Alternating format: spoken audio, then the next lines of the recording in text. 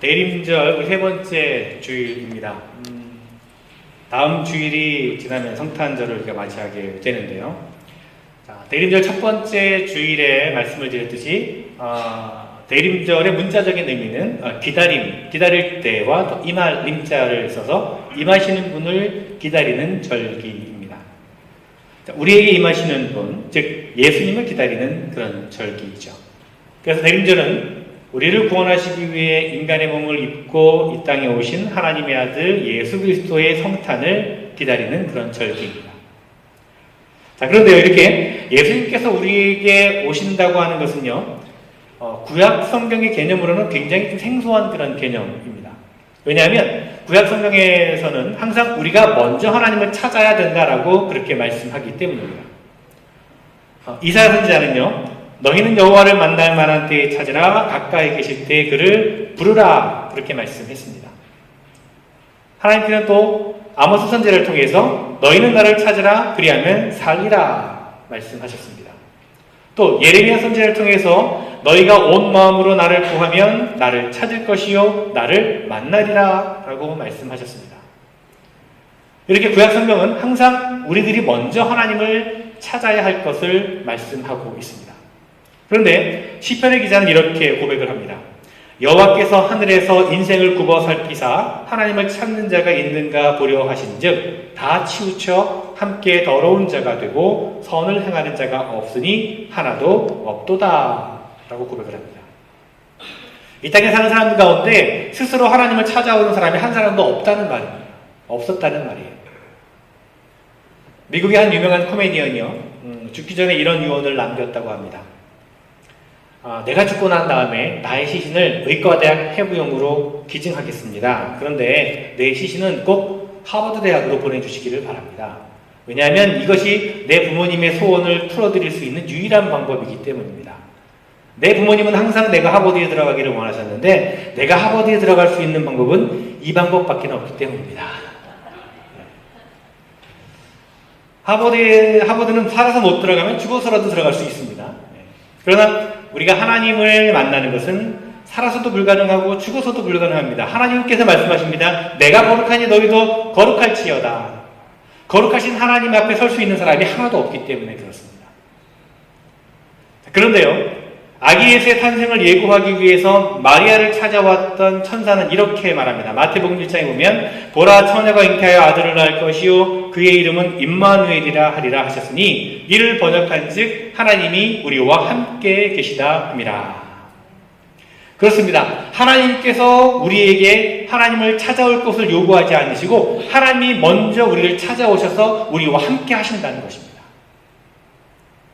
그리고 그 이후에 신약성경에서는요, 우리에게 하나님을 찾으라고 하는 말씀을 더 이상 하지 않습니다. 단지 우리를 찾아오신 주님을 우리가 마음문을 열고 영접하라고 말씀하고 있습니다. 영접하는 자, 곧 그 이름을 믿는 자들에게는 하나님의 자녀가 되는 권세를 주셨으니 라고 말씀했습니다.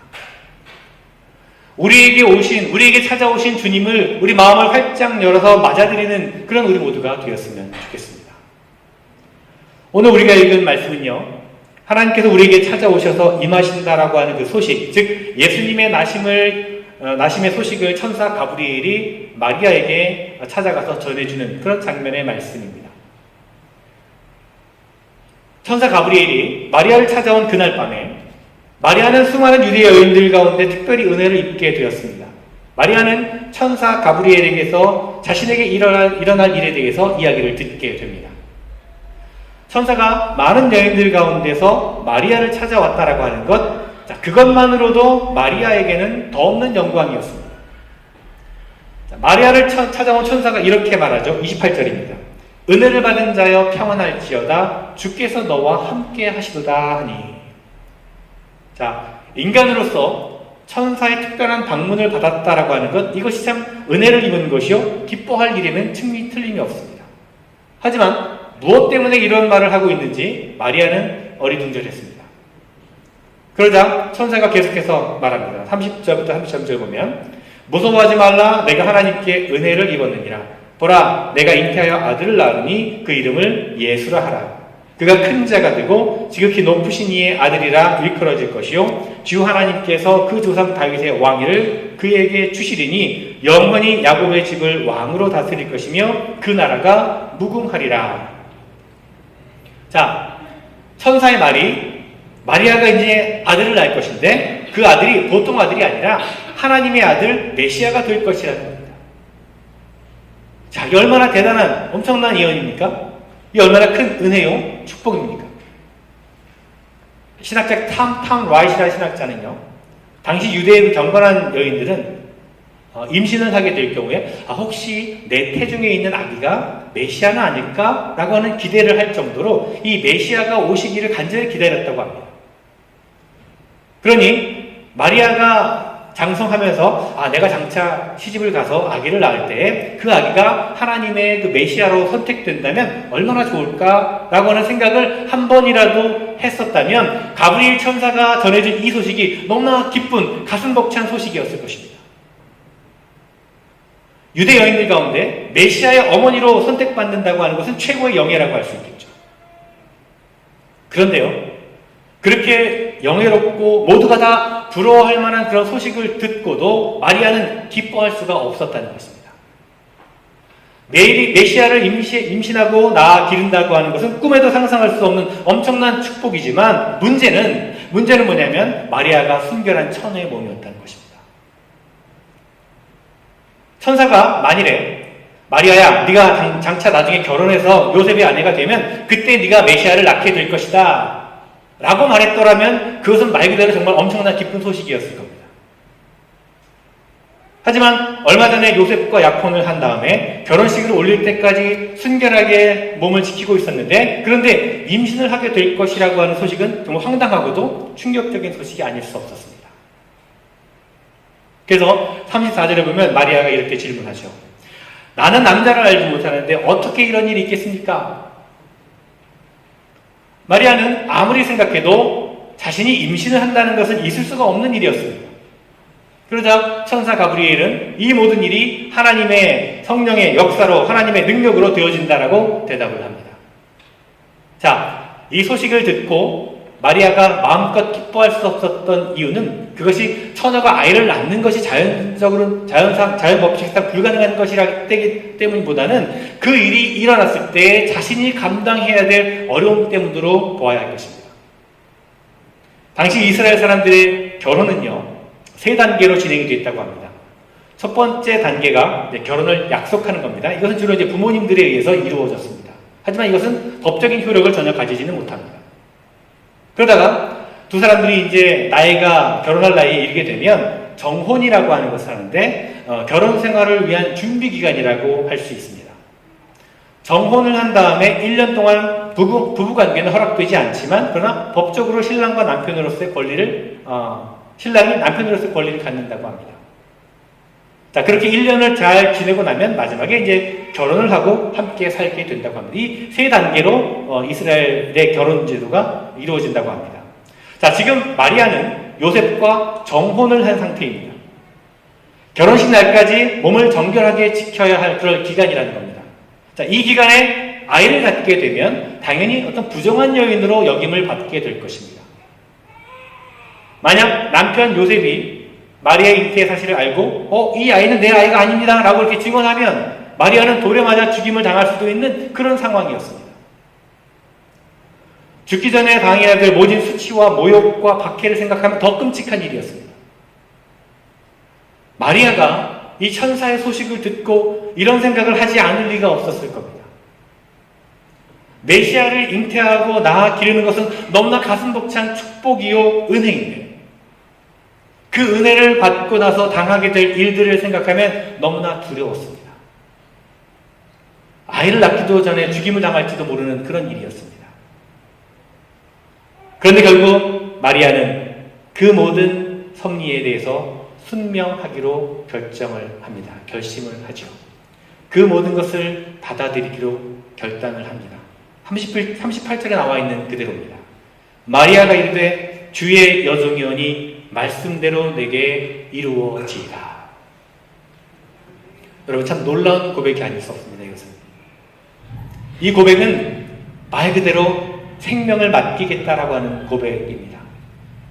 옛날 에스더가 했던 말, 죽으면 죽으리라 라고 하는 말이 생각나는 그런 고백입니다. 하나님의 뜻이 이루어지게 하는 일에 자신의 생명을 바치겠다라고 하는 고백입니다. 이제 저의 인생은 저의 것이 아니라 주님의 것입니다 라고 하는 그런 고백입니다.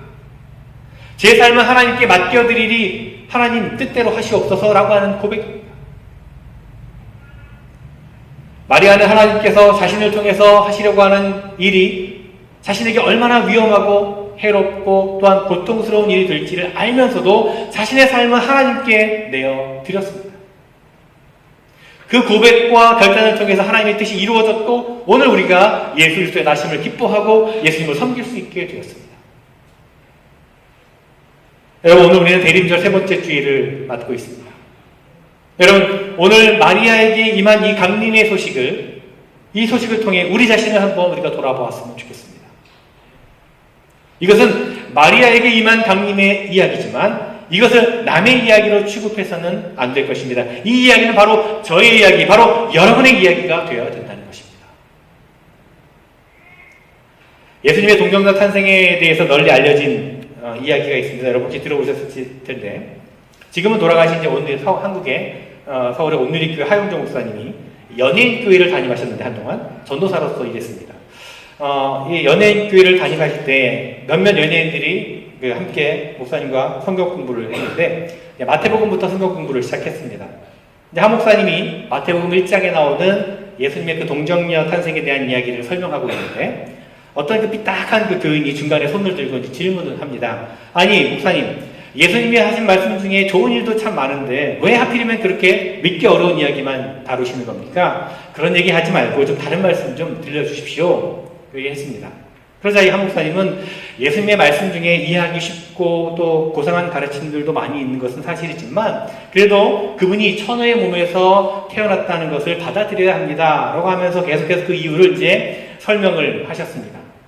그렇지만 이 질문한 사람에게는 전혀 그것이 이제 설득이 되지 않았던 것 같습니다. 다시 중간에 끊고 이제 질문하죠. 제발 목사님 다른 이야기를 좀 해주십시오. 저는 도저히 처녀가 임신해서 아이를 낳았다는 것을 믿지 못하겠습니다 라고 이렇게 말했습니다. 그 순간 긴장감이 가득했는데 그때 이제 모두 다 난처한 상황 가운데 있었는데 그 자리에 있었던 코미디언 구봉서 씨가 있었는데 이 구봉서 씨가 일어나서 그 질문한 사람을 향해서 이렇게 핀잔을 주면서 말했다고 합니다. 아니 이보게 그 남편 요셉이 믿겠다는데 당신이 뭔데 못 믿다 그러는 거야? 당신은 제 3자니까 빠져. 여러분, 구봉서 씨의 말대로 어쩌면 우리는 모두가 다 마리아와 요셉의 이야기에 있어서 제3자 입장인지도 모르겠습니다. 그 부부의 관계 일에 우리가 끼어들 이유도 없고 그래서도 안 될 것이죠. 하지만 하나님과 마리아 사이에서 있었던 그 일에 대해서 우리는 제3자로 남아있으면 안 됩니다. 우리가 성경 말씀을 읽는 이유는 당사자로서 그 말씀을 듣고 그 말씀에 응답해야 하기 때문입니다. 그렇지 않고 늘 제3자의 입장에서 성경을 읽다 보면 늘 구경꾼의 입장에서 비판만 하게 됩니다. 오늘 말씀을 제대로 읽기 위해서는요, 우리 자신이 마리아가 되어서 가브리엘 천사가 전해진 소식을 들어야 합니다. 그리고 그 강림의 소식이 어떤 의미인지를 생각해보고 그 소식에 대해서 우리는 어떤 고백을 어떻게 응답할지 선택하고 결단해야 합니다. 여러분, 강림의 소식이 무엇입니까? 예수 그리스도께서 우리 삶 가운데 들어오시겠다고 하는 소식입니다. 예수 그리스도께서 그 위대하신 분, 하나님의 아들, 영원 무궁한 나라를 다스릴 분, 메시아로 오시는 그분이 우리에게 오시겠다는 소식입니다. 이 지구 위에 오시겠다는 뜻이 아닙니다. 세상 만민에게 오시겠다는 뜻이 아닙니다. 바로 나에게, 바로 여러분에게 오시겠다는 겁니다. 내가 사는 집에, 내 마음 안에, 나의 침실 가운데, 내가 운전하는 자동차 속에, 내가 일하는 장소에 오시겠다는 겁니다. 여러분 삶 속에 여러분의 삶을 뚫고 들어오시겠다는 겁니다. 여러분 이 소식이 여러분에게 어떻게 들리십니까? 어떻게 여러분 이 소식을 받아들이시겠습니까? 천사 가브리엘이 마리아에게 말했듯이 이것은 알고 보면 참 기쁘고 복된 소식이 아닐 수 없습니다. 28절에서 마리아에게 말씀한 한 말씀, 즉 은혜를 받은 자야 평안할지어다 주께서 너와 함께 하시도다 라고 하는 말씀이 우리에게도 해당되는 말씀입니다. 주님께서 나와 함께 하시겠다는 것입니다. 하나님께서 보내신 구원자가 내 삶 가운데 들어오시겠다는 겁니다. 죽은 사람까지도 살려내시는 능력자가 내 삶 속에 관여하시겠다는 겁니다. 하나님의 아들 메시아가 나 같은 사람을, 나같이 보잘것없는 연약한 자를 기억하시고 찾으시고 나를 보살펴 주시겠다라고 하는 소식입니다. 여러분, 이 소식에 대해서 여러분 한번 생각해 보시기 바랍니다. 쉽게 생각하지 마시고 한번 고민해 보시기 바랍니다. 여러분, 이 소식이 어떻게 여러분에게 느껴지십니까? 그냥 무덤덤하게 느끼십니까? 아니면 정말 이 소식이 기쁘고 설레이는 소식입니까? 그런데 여러분, 여기서 잠깐 그 기쁘고 설레이는 마음을 가다듬고 예수 그리스도께서 내 삶 가운데 들어오실 때 내가 감당해야 될, 내가 감수해야 될 손해와 희생과 고난과 아픔과 부담을 한번 생각해 보시기 바랍니다. 내 삶에 들어와 개입하시기를 원하시는 예수님은 결코 알라딘 요술램프에 나오는 요정 지니가 아닙니다. 지니는 알라딘이 어떻게 하든지 어떻게 살든지 전혀 관심이 없습니다. 그냥 알라딘이 시키는 대로 다 들어줍니다. 해달라면 다 해줍니다. 그것이 옳지 않은 잘못된 일이라 해도 다 들어줍니다. 그러나 예수님은 그렇지 않습니다. 예수님은 내 삶 가운데 들어오셔서 엄청난 능력을 발휘하셔서 내가 원하는 일이라면 무엇이든지 다 이루어주시는 분이 아니십니다. 예수님이 내 삶에 개입하시면, 예수님이 내 삶에 들어오시면 내가 상상할 수 없었던 놀라운 일을 이루어 주시지만 그와 동시에 내 삶을 내가 원하지 않은 방향으로 틀어놓을 수도 있고 내가 하기 싫은 일을 요청하실 수도 있습니다. 예수님은 있는 그대로의 나의 모습을 받으시지만 있는 그대로 놔두시지는 않습니다. 나를 도구로 사용하셔서 당신의 뜻을 이루기를 원하시지만 나를 변화시켜서 사용하십니다. 예수님의 뜻이 나의 삶 속에 이루어져 나갈 때 그것은 언제나 나에게 유리한 것만은 아닙니다. 언제나 환영할 만한 것은 아닙니다. 많은 경우에 예수님은 우리의 삶을 불편하게 흔들어 놓으시기 때문입니다. 때로 손해를 감수하도록 요청하시고 때로 나의 것을 내려놓기를 원하십니다. 때때로 그 희생과 손해는 감당하기 힘든 것일 때도 있습니다. 마리아의 경우처럼 말입니다. 여러분, 그래서 우리는 이 지점에서 우리가 진지하게 한번 생각해 봐야 합니다. 그저 좋은 면만을 생각하고 주님, 저는 주의 종입니다. 말씀대로 내게 이루어지기를 원합니다. 라고 고백할 때가는 큰 코 다칠 수 있습니다. 이 고백이 담고 있는 의미가 무엇인지를 잘 생각해 봐야 됩니다. 이 고백이 주는 무게와 부담을 잘 생각해 봐야 합니다. 여러분, 이 고백은 내 삶의 주권이 내가 아니라 예수 그리스도께 있다고 하는 고백입니다. 이 고백을 참으로 진실하게 한다면 내 삶을 예수 그리스도께서 이끌어 가시도록 나를 열고 맡기는 일까지 감수해야 합니다. 이 고백을 진실하게 한다면 내 존재와 내 소유를 주님의 손에 맡기고 주님의 뜻대로 사용하도록 맡기는 일까지 감당해야 합니다. 이 고백을 진실하게 한다면 내 욕심과 야망을 다 버릴 수 있는 준비를 해야 합니다. 이 고백을 진실하게 한다면 내 시간과 지식과 경험과 재능을 주님께서 요청하신다면 주님께 기꺼이 내어드릴 수 있는 마음의 준비를 해야 된다는 것입니다. 하지만 여러분, 너무 두려워하지 마시기 바랍니다. 나의 삶과 나의 소유를 하나님께 드려서 하나님의 뜻을 이루어 가다 보면 내가 감당해야 됐던 손해와 상처와 희생이 수십 배 혹은 수백 배로 보상이 되고도 남는 큰 기쁨을 얻기 때문입니다. 내 삶이 주님의 뜻을 위해서 드려질 때 참된 자아 실현이 이루어지기 때문입니다.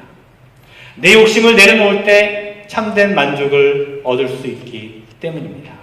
내 소유와 재능이 주님의 손에 들려져 사용될 때 그 물질과 재능이 영원한 가치를 가지게 되기 때문입니다. 여러분, 이것을 믿는다면 우리는 비록 마리아처럼 미래에 당하게 될지도 모를 어려움 때문에 걱정과 두려움이 있을 수 있겠지만 예수 그리스도를 향해서 주님, 어서 오십시오. 제 삶 속에 오시옵소서. 제 삶의 주인이 되어 주십시오.